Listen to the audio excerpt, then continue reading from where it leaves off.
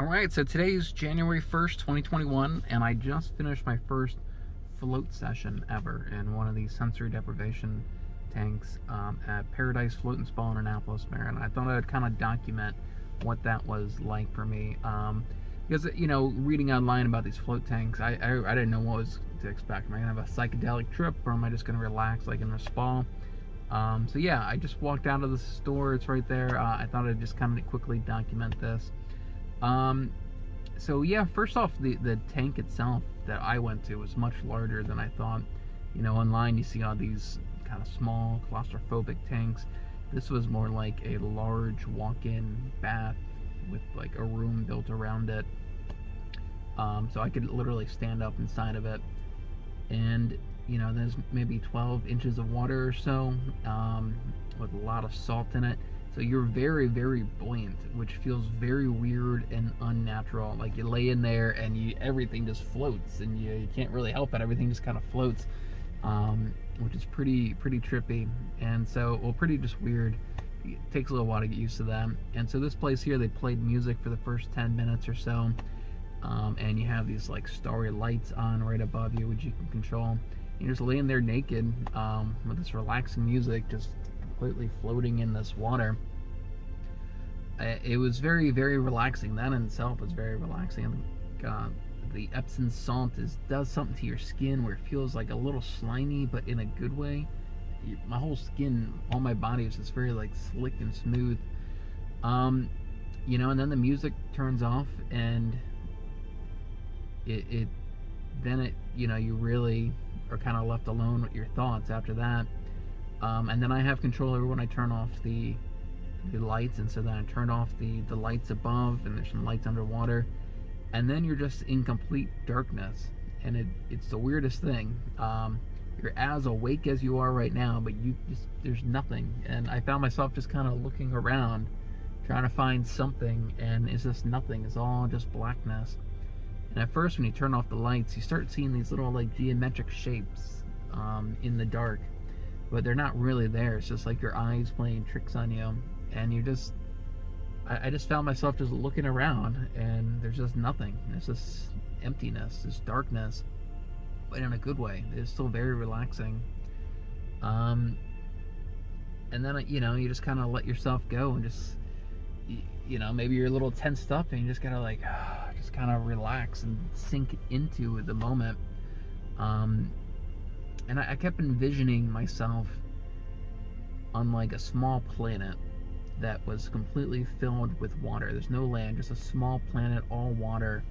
And I just pictured myself just floating on the surface of this calm water on this planet, naked, and just staring up at the universe and all the stars. Like that's what it felt like at first when the first turn off the lights, just like naked, just staring up into the universe.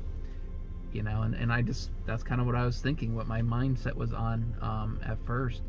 And that was like very, very refreshing. That was incredibly refreshing. And that lasted maybe 10 minutes or so, just thinking about all that. But then as, it kind of went on, then my mind just started focusing on other things.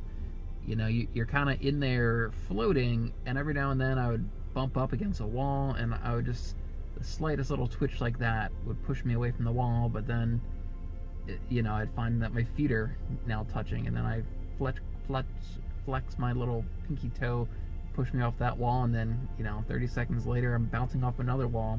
And I found I was doing that for a little while. I kept bouncing, and it was really tricky to not bounce off the walls while you're floating in there. And that kind of like little bit distracting. Another thing was my arm position.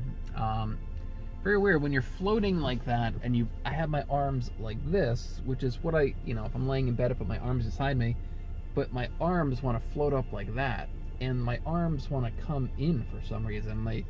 Just because they're floating, they kept naturally going to my stomach.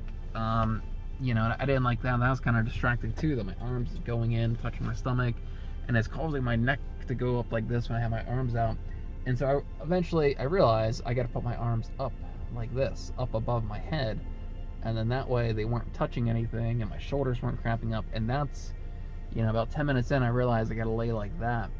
And then that's really was a big difference. And then I laid like that for the next like 40 minutes with my both arms up above my head, and that's just one less thing kind of distracting me. When I went in there, there's like a little pad that you put underneath your head, and that was actually really helpful. At one point I tried taking it away and my neck did kind of go like that, kind of back in the water. So this little pad did just kind of keep some of the strain off your neck. You know, and then I try to go kind of deeper into the meditation, you know. I do a lot of meditation, or I used to at least, myself.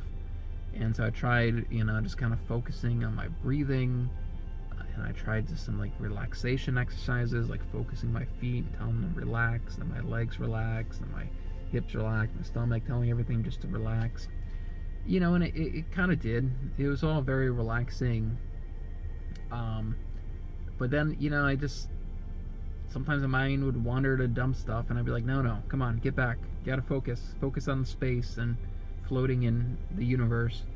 And like the first 10 minutes are super, super relaxing and cool. But then, I don't know, my mind just kept kind of like bouncing all over the place.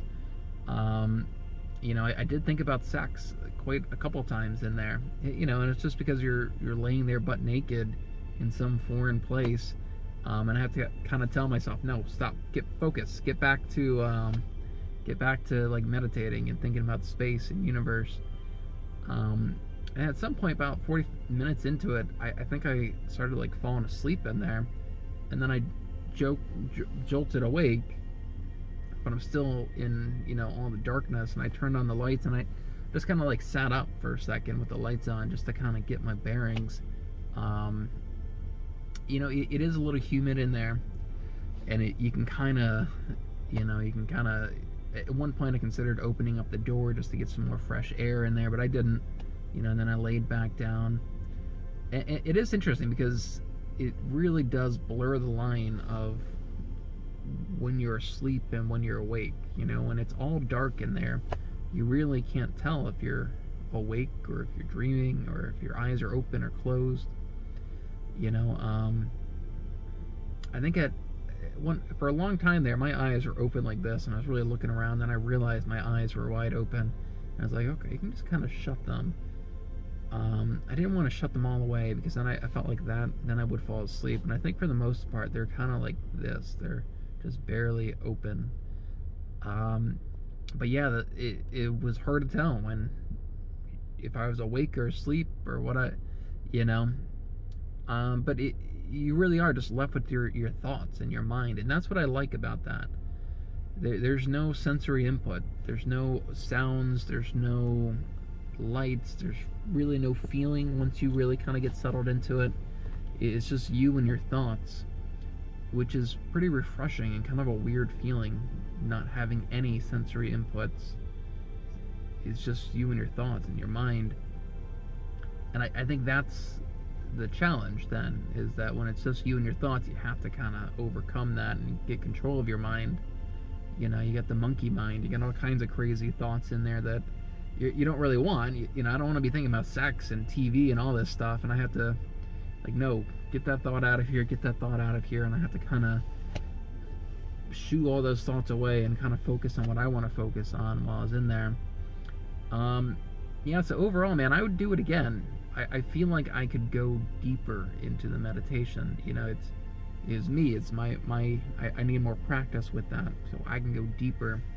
The first 10 minutes or so were very, very relaxing, and like my favorite part of it, because I really felt like I was on this foreign planet, naked, floating in the sea, just staring up at the universe.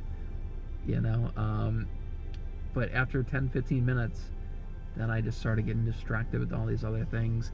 You know, maybe it's just hard to keep that state of mind for a full hour. That's how long my session was. That may be it. Maybe, you know, with practice, you just keep that state of mind longer.